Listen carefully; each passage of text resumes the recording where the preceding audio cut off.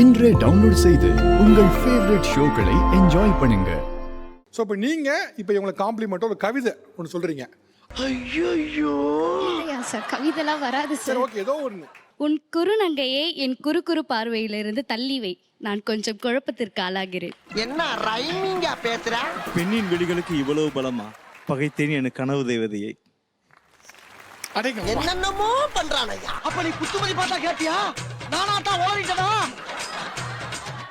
Sir நல்லா தான் பேசிகிட்டு இருப்பாங்க, ஒரு கான்வர்சேஷன் போயிட்டு இருக்கோம். திடீர்னு மிட் நைட்டில் பேசிகிட்டு இருக்கல, மிஸ் யூ செல்லம், உன்னை இப்பே பார்க்கணும் செல்லம், நீ வா செல்லம், அதெல்லாம் ஓவர் கிரிஞ்சாக இருக்கும். முதல்ல மிட் நைட் ஆனாலே பசங்களுக்கு கொஞ்சம் ஊசு நல்ல குச்சு குச்சு குச்சுன்னு இருக்கும் சார் அவங்களுக்கு.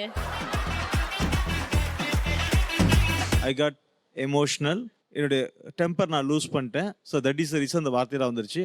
நான் உண்மையிலுமே இந்த சாரியை இந்த ஸ்டேஜில் நான் மனசாரதான் கேட்டேன். மேபி உங்களுக்கு அதோடைய இம்பேக்ட் ரீச் ஆகாமல் இருந்திருக்கலாம். நீங்கள் ரொம்ப சால்ஜப் பண்ணி நீங்கள் 4-5 இங்கிலீஷ் வார்த்தை பேசினா நீங்கள் பேச சரியாயிடாது. எமோஷனல் ட்ராமா, என்னுடைய சென்டிமெண்ட்ஸ் இதெல்லாம் பேசினா நீங்கள் பேச சரியாயிடுமா என்ன? நீங்கள் எடுத்த உடனே ஒரு பொதுப்படையாக ஒரு ஜென்டரை நீங்கள் இப்படி சொல்லிட்டீங்க.